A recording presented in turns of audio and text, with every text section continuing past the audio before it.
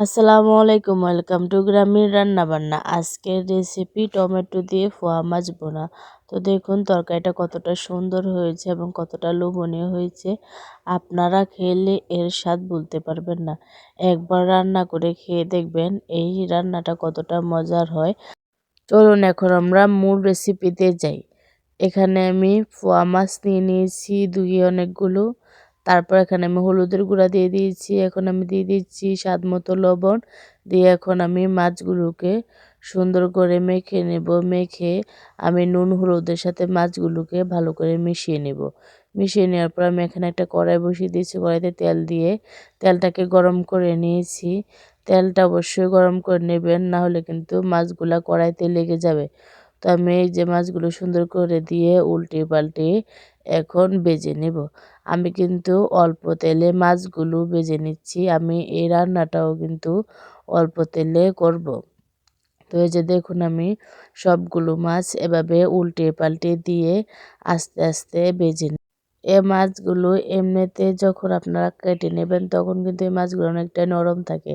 আর যখনই কড়াইতে দিয়ে ভেজে নেবেন তখন একদম শক্ত শক্ত হয়ে যায়। যে আমার মাছগুলো লাল লাল করে সবগুলো মাছ এখানে আমি ভেজে নিয়েছি। তারপর আমি একই কড়াইতে ১ কাপের মতো পেঁয়াজ কুচি করে দিয়েছি। আমি কিন্তু এখানে অনেকটা পরিমাণে পেঁয়াজ কুচি করে দিয়েছি, যেহেতু আমি এখানে টমেটো আর পেঁয়াজ দিয়ে এই রান্নাটা করব। তো আমি এখানে হালকা করে ভেজে নেওয়ার পর এখানে আমি অল্প একটু আদা রসুন বাটা দিয়ে দিচ্ছি। আদা রসুন বাটাটা দিয়ে আমি এই পেঁয়াজটাকে আমি আরেকটু ভেজে নেব। এই যে দেখুন আমি কিন্তু অল্প তেলে কিন্তু এই পেঁয়াজগুলো ভেজে নিয়েছি। যারা ডায়েট করেন তারা কিন্তু এই তরকারিটা খেতে পারেন। তাতে কোনো আপনাদের ক্যালোরি বেশি হবে না। তো যখনই আমার যে পেঁয়াজগুলো সুন্দর করে হালকা ভাজা হয়ে গেছে, এখানে আমি অল্প একটু পানি দিয়ে দিয়েছি। তারপর এখানে আমি সব মশলাগুলো দিয়ে দেবো। এখানে আমি কয়েকটা কাঁচামরিচ দিয়ে দিচ্ছি। তারপর এখানে আমি দিয়ে দিচ্ছি ১ চামচ হলুদের গুঁড়া, ১ চামচ মরিচের গুঁড়া, 1/2 চামচ জিরার গুঁড়া এবং স্বাদ মতো লবণ দিয়ে আমি এই পেঁয়াজগুলোকে সুন্দর করে কষিয়ে নিব। কষিয়ে নেওয়ার পর আমি টমেটো কুচিগুলোকে এখানে দিয়ে দিব। এই যে টমেটোগুলো দিয়ে দেওয়ার পর আমি টমেটোগুলোকে একটু কষিয়ে নিয়েছি। কষিয়ে নেওয়ার পর এখানে আমি আরেকটু পানি দিয়ে দিব যাতে টমেটোটা সিদ্ধ হয়ে যায়। আমি পানিটা দিয়ে দেওয়ার পর আমি একটা ঢাকনা দিয়ে ঢেকে আমি এখানে প্রায় ১০ মিনিটের মতো কষিয়ে নেব। এই যে দেখুন আমি কিন্তু মাঝখান দিয়ে আরেকবার উঠিয়ে নেড়ে চেড়ে দিয়েছিলাম। তারপরে যে আমার কষানো হয়ে গিয়েছে, টমেটোটা অনেকটাই সিদ্ধ হয়ে গিয়েছে। তো এরকম সুন্দর করে কষিয়ে নেওয়ার পর এখানে আমি যে মাছগুলো ভেজে রেখেছি, এই ভেজে রাখা মাছগুলো এখানে দিয়ে দেব। আমি মাছটাকেও সুন্দর করে কষিয়ে নেব। আর মাছটাকে কিন্তু বেশি নাড়াচাড়া করা যাবে না, তাহলে কিন্তু মাছগুলো ভেঙে যেতে পারে। তো আমিও আলতো হাতে নেড়ে চেড়ে কিন্তু মাছগুলোকে কষিয়ে নিতে হবে। এরকম সুন্দর করে নেড়ে চেড়ে মাছগুলো কষিয়ে নিলে মাছটা ভেঙে যাবে না। আর কষানোর ফলে মাছটা অনেকটাই নরম হয়ে যাবে, কারণ এই মাছগুলো ভাজলে কিন্তু অনেকটাই শক্ত হয়ে যায়।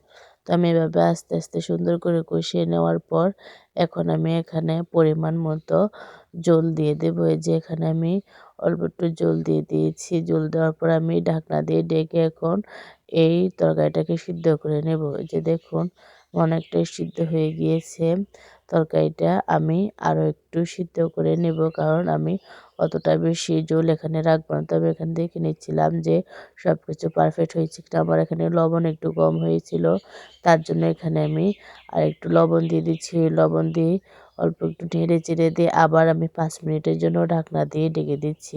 ৫ মিনিট পর ঢাকনা উঠিয়ে আমি আপনাকে দেখে দিচ্ছি। দেখুন তরকারিটা কতটা সুন্দর হয়েছে এবং ঝোলটা কিন্তু অনেকটাই শুকিয়ে গিয়েছে। তো এ পর্যায়ে আমি এখানে ধনিয়া পাতাগুলো দিয়ে দিব। উপর দিয়ে সুন্দর করে ধনিয়া পাতাগুলো দিয়ে আমি এখানে আরও ২-৩ মিনিটের মতো ধনিয়া পাতাটা সিদ্ধ করে নেব। এই যে দেখুন আমার রান্নাটা কিন্তু অনেকটাই সুন্দর হয়ে গিয়েছে। আর আমি যখন এই তরকারিটা উঠিয়ে নেব, ঝোলটা কিন্তু আরও শুকিয়ে যাবে। যখন আমি এটাকে উঠিয়ে নামিয়ে রেখে দেবো, তো আমার শেষ হয়ে গিয়েছে। আমি এ পর্যায়ে নামিয়ে নেব।